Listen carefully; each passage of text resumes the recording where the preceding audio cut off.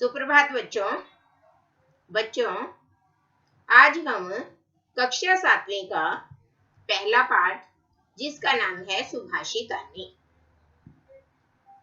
करेंगे।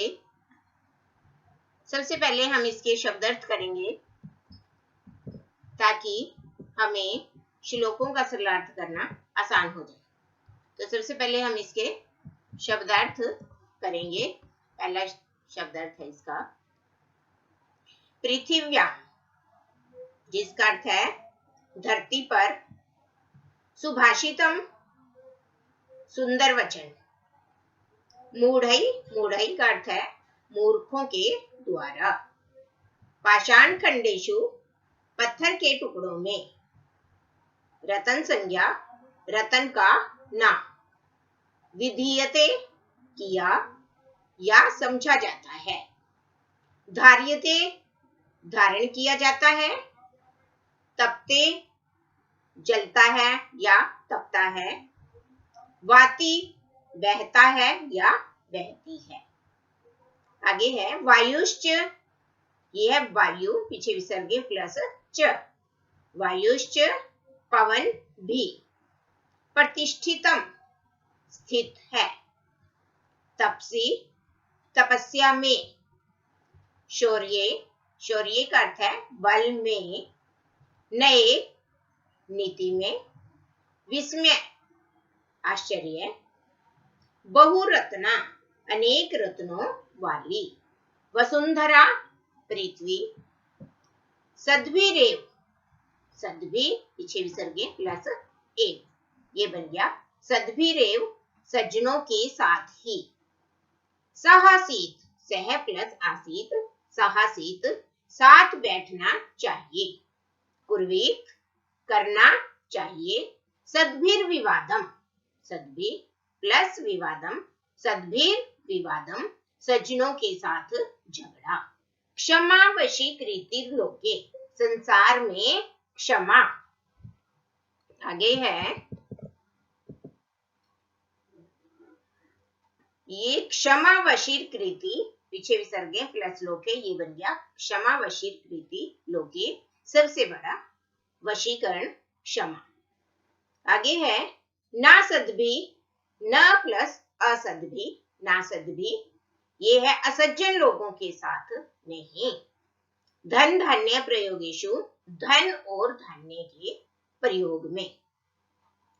संग्रहेशु संग्रहों में या संचय करने में। त्यक्त लज्जा संकोच या भीरुता। शांति खड्ग शांति की तलवार। अब हम करते हैं इसका सरलार्थ।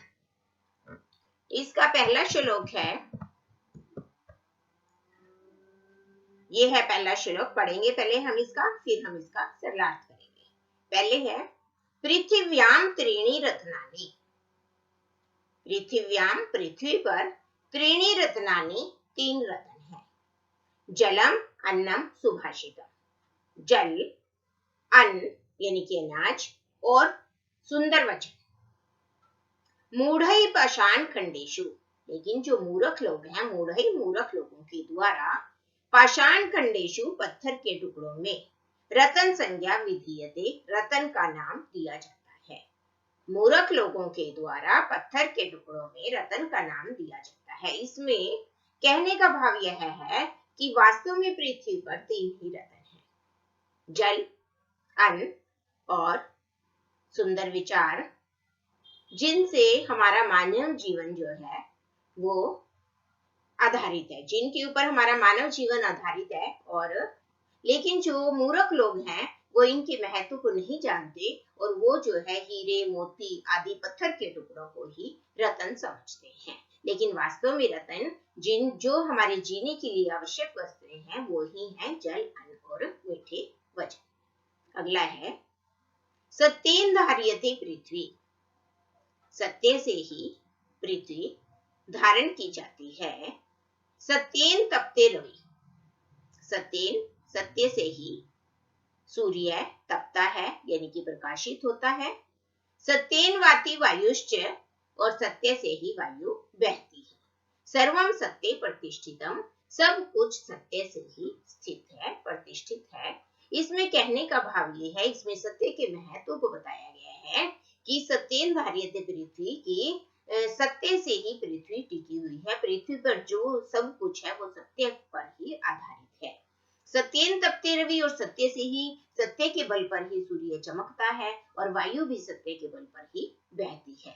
सर्वम सत्य प्रतिष्ठितम, जो भी इस संसार में, इस पृथ्वी पर जो भी व्याप्त है वो सत्य पर ही आधारित है। इसलिए हमें जो है अपने जीवन में सत्य का पालन करना चाहिए। आगे है अगला श्लोक। दाने तपसी शौर्य च विज्ञाने विनय नय। इसका अर्थ है दाने दान में, तपसी तपस्या में, शौर्य पराक्रम में, विज्ञाने विशेष ज्ञान में, विनय विनम्रता में, नय और नीति में। विस्मयो न ही कर्तव्यो, विस्मयो न ही कर्तव्यो, हमें आश्चर्य नहीं करना चाहिए। बहुरत्ना वसुंधरा, क्योंकि जो ये पृथ्वी है, हमारी पृथ्वी अनेक रत्नों से भरी हुई है। इसमें कहने का भाव ये है कि हमारी पृथ्वी पर बहुत से रत्न हैं, अनेक रत्न हमारी पृथ्वी पर हैं। तो हमें किसी भी विषय में, किसी भी दान, तपस्या, पराक्रम या विशेष कोई ज्ञान, विज्ञान आदि में किसी भी विषय पर हमें आश्चर्य नहीं करना चाहिए, क्योंकि हमारी पृथ्वी बहुत से अनेक रत्नों से भरी हुई है। आगे है सद्भिरेव सह आसीत, सद्भिरेव सज्जनों के साथ ही, सह आसीत बैठना चाहिए। सद्भि कुर्वीत संगतिम, सज्जनों के साथ ही, कुर्वीत मैंने करनी चाहिए, संगति मैंने संगति, सज्जनों के साथ ही संगति करनी चाहिए। सद्भिर विवादम मैत्रीम च, और सज्जनों के साथ ही विवादम झगड़ा और मित्रता करनी चाहिए। ना सद्भि किंचित आचरेत, जो असज्जन लोग होते हैं उनके साथ हमें किसी प्रकार का भी व्यवहार नहीं करना चाहिए। तो इसमें कहने का भाव क्या है? इसमें कहने का भाव ये है कि हमें जो है सज्जनों के प्रभाव, सज्जनों के गुणों को अपने जीवन में अपनाना चाहिए, और इसके लिए हमें सज्जनों का साथ करना चाहिए। उन्हीं के साथ, सज्जनों के साथ ही बैठना चाहिए, उन्हीं के साथ हमें संगति करनी चाहिए और उन्हीं से हमें गुणों को प्राप्त करना चाहिए और उन गुणों को अपने जीवन में अपनाना चाहिए। लेकिन जो दुष्ट व्यक्ति होते हैं उनके प्रभाव से हमें बचना चाहिए और उनके साथ किसी भी प्रकार का व्यवहार नहीं करना चाहिए। आगे है धन धान्य प्रयोगेषु, धन और धान्य के प्रयोग में। धन, धान्य मैंने अनाज, धन और धान्य के प्रयोग में, विद्याया संग्रहेषु च, और विद्या को इकट्ठा करने में, विद्या का संग्रह करने में, आहारे व्यवहारे च, आहार और व्यवहार में, आहार मैंने भोजन और व्यवहार में, त्यक्त लज्जा सुखी भवेत्, त्यक्त लज्जा यानी कि संकोच को छोड़ने वाला व्यक्ति सुखी भवेत्, सुखी होता है। इसमें कहने का भाव क्या है? इसमें कहने का भाव ये है कि धन और धान्य के प्रयोग में और विद्या को संग्रह करने में यानी कि विद्या को प्राप्त करने में तथा भोजन और दूसरों के साथ व्यवहार करने में हमें किसी भी प्रकार का संकोच नहीं करना चाहिए, लज्जा नहीं करनी चाहिए, तभी जो है हम सुखी रह सकते हैं। अगला श्लोक है क्षमा वशीकृति लोके क्षमया किम न साध्यते, यानी कि क्षमा वशीकृति लोके, क्षमा लोके मैंने संसार में, वशीकृति सबसे बड़ा वशीकरण है। क्षमा संसार में सबसे बड़ा वशीकरण है। क्षमया किम न साध्यते, क्षमया क्षमा से, किम मैंने क्या, न मैंने नहीं, साध्यते मैंने सिद्ध नहीं होता, यानी कि क्षमा से क्या सिद्ध नहीं होता। शांति खड्गे, खड्गे करे यस्य, जिसके हाथ में, यस्य मैंने जिसके, करे मैंने हाथ में, जिसके हाथ में शांति खड्ग, शांति रूपी तलवार है, किम करिष्यति दुर्जन, दुष्ट व्यक्ति उसका क्या कर सकता है, क्या करेगा दुष्ट व्यक्ति, किम करिष्यति दुर्जन, दुष्ट व्यक्ति उसका क्या करेगा, अर्थात दुष्ट व्यक्ति उसका कुछ नहीं कर सकता। इसका कहने का भाव ये है कि क्षमा जो है वो संसार में सबसे बड़ा वशीकरण है। क्षमा के द्वारा हम दूसरे लोगों को अपने वश में कर सकते हैं। अपनी शांति प्रिय व्यवहार के द्वारा हम दूसरों को वश में कर सकते हैं। अपने शांति प्रिय व्यवहार से हम दुष्ट व्यक्तियों को भी अपने वश में कर सकते हैं। इसलिए जो है दुष्ट व्यक्ति शांति प्रिय व्यक्ति का कुछ भी नहीं बिगाड़ सकता। हम इसका अभ्यास करेंगे। सबसे पहला प्रश्न है इसका, सर्वान श्लोकान सस्वरम गायत, यानी कि सभी श्लोकों को हमने स्वर में गाना है जो हम पढ़ चुके हैं। आगे है अगला क्वेश्चन, यथा योग्यम श्लोकांशान मेलियत, यानी कि हमें श्लोकों को उनके अंशों को श्लोकों के मिलाना है। तो पहला है धन धान्य प्रयोगेषु, तो ये श्लोकांश जो है इसको हमने सही अंश के साथ मिलाना है, वो है धन धान्य प्रयोगेषु विद्याया संग्रहेषु च, तो इसके साथ ये मिलेगा। अगला है विस्मयो नैहि कर्तव्य, इसके साथ क्या मिलेगा, बहुरत्ना वसुंधरा। आगे है सत्येन धार्यते पृथ्वी सत्येन तप्ते रवि, सद्भिर्विवादं मैत्रीं च ना सद्भि किंचित आचरेत।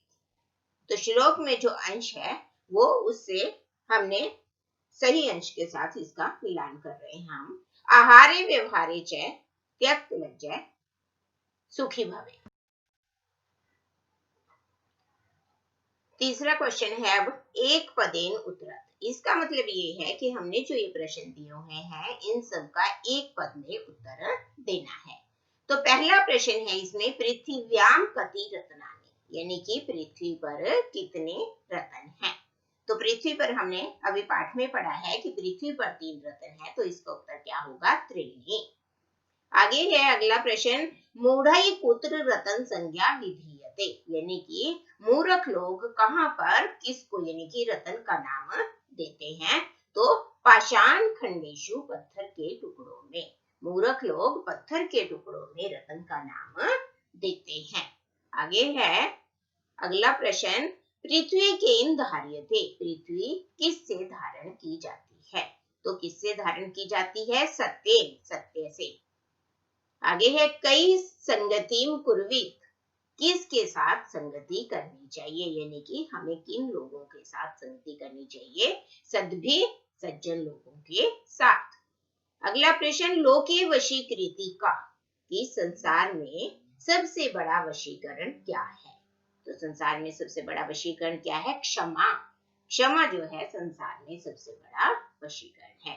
अगला प्रश्न है हमारा, रेखांकित पदानि अधिकृत्य प्रश्न निर्माणम कुरुति, यानी कि जिन पदों के नीचे रेखा लगी हुई है उनका हमने प्रश्न निर्माण, उनका प्रश्न बनाना है। तो पहला जो है, पहला क्या वाक्य दिया हुआ है, सत्येन वाति वायु, इसमें रेखांकित पद क्या है, सत्येन। तो सत्येन सत्य के द्वारा या सत्य से, तो हम इसका जो है प्रश्न निर्माण क्या बनेगा, सत्येन का केम, यानी कि केम शब्द की तृतीय विभक्ति का एक वचन। उसके बाद आ गया हमारा सद्भि एव सह आसीत, यानी कि सज्जनों के साथ बैठना चाहिए। तो सद्भि जो है इसका हमारा प्रश्न निर्माण क्या है, सद्भि की जगह हम क्या लिखेंगे, कई, यानी कि किन के साथ बैठना चाहिए, ये तृतीय विभक्ति का बहुवचन। उसके बाद किम शब्द की तृतीय विभक्ति बहुवचन। आगे है वसुंधरा बहुरत्ना भवति, कि पृथ्वी जो है बहुत से रत्न से भरी हुई है, बहुत से रत्न है पृथ्वी पर। तो वसुंधरा, वसुंधरा ये स्त्रीलिंग शब्द है, तो किम का स्त्रीलिंग का हमने प्रथमा विभक्ति का एक वचन क्या आ जाएगा, का। आगे है विद्याया, विद्याया संग्रहेषु त्यक्त लज्जया सुखी भवेत, विद्या की संग्रह में लज्जा को छोड़ने वाला व्यक्ति सुखी होता है। तो विद्याया, विद्याया रेखांकित पद है, इसके स्थान पर क्या आ जाएगा, कस्या, यानी कि किम शब्द की स्त्रीलिंग का षष्ठी विभक्ति का एक वचन। उसके बाद आ गया सद्भि मैत्रीम कुर्वीत, सज्जनों के साथ मित्रता करनी चाहिए। तो मैत्रीम, मैत्रीम की जगह क्या आ जाएगा, किम। आगे है अगला क्वेश्चन, ये है प्रश्न नाम उत्तराणि लिखत। अब इसमें हमने प्रश्नों के उत्तर लिखने हैं। प्रश्नों के उत्तर लिखो। ये जो है, जो प्रश्नों के उत्तर हैं वो हमने पूरे वाक्य में उत्तर लिखते हैं, एक पद में उत्तर नहीं लिखने इस प्रश्न में। तो पहला प्रश्न इसमें क्या है, कुत्र विस्मय न कर्तव्य, यानी कि हमें कहाँ पर आश्चर्य नहीं करना चाहिए। तो इसका उत्तर है दाने, दान में, तपसी तपस्या में, शौर्य वीरता में, विज्ञाने विशेष ज्ञान में, विनय विनम्रता में, और नए चैन और नीति में विस्मय न कर्तव्य। ये वही प्रश्न वाली लाइन आ जाएगी यहाँ पे, प्रश्न वाला वाक्य, विस्मय न कर्तव्य, हमें आश्चर्य नहीं करना चाहिए। तो क्या उत्तर बन गया इसका, दाने तपसी शौर्य विज्ञाने विनय नए चैन विस्मय न कर्तव्य। अब अगला प्रश्न है हमारा, पृथ्व्याम त्रीणि रत्नानि कानि, यानी कि पृथ्वी पर कौन कौन से 3 रत्न हैं।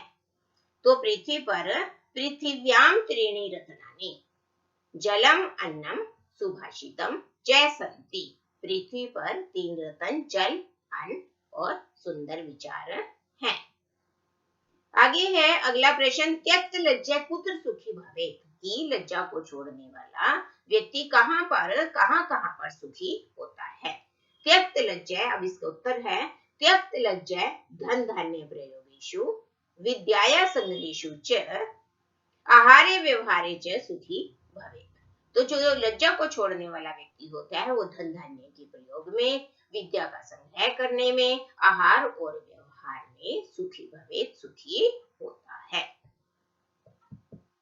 आगे है छठा प्रश्न। छठे प्रश्न में क्या है, मंजूषात पदानि चित्वा, ये है लिंगानुसारम लिखत, यानी कि हमने जो मंजूषा में शब्द दिए हुए हैं, बॉक्स के अंदर जो शब्द दिए हुए हैं, इनमें से पुल्लिंग शब्द छांटकर पुल्लिंग के नीचे लिखने हैं, स्त्रीलिंग जो शब्द है वो छांटकर हमने यहाँ लिखने हैं, और नपुंसकलिंग जो शब्द है वो छांटकर हमने यहाँ लिखने हैं। तो सबसे पहले पुल्लिंग शब्द, तो पुल्लिंग शब्द में आ गया सुखी, पहला शब्द। दूसरा क्या है, वहनी, यानी कि अग्नि।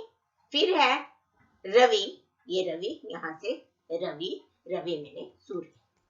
आगे है स्त्रीलिंग शब्द। स्त्रीलिंग शब्द कौन कौन से हैं यहाँ पर, इसमें है सबसे पहले संगति, फिर है वसुंधरा, ये है वसुंधरा, यहाँ से हम वसुंधरा लिखेंगे, और उसके बाद हमारा आ गया पृथ्वी, यहाँ से हम पृथ्वी लिखेंगे। ये हो गए हमारे स्त्रीलिंग शब्द। आगे है नपुंसकलिंग शब्द, उसमें जो है नपुंसकलिंग शब्द में ये अन्नम, सबसे पहले हमने अन्नम लिखा, फिर आ गया रत्नानि, ये रत्नानि, और अगला जो तीसरा शब्द इसमें से आ जाएगा वो आ जाएगा सत्य, ये आगे नपुंसकलिंग शब्द।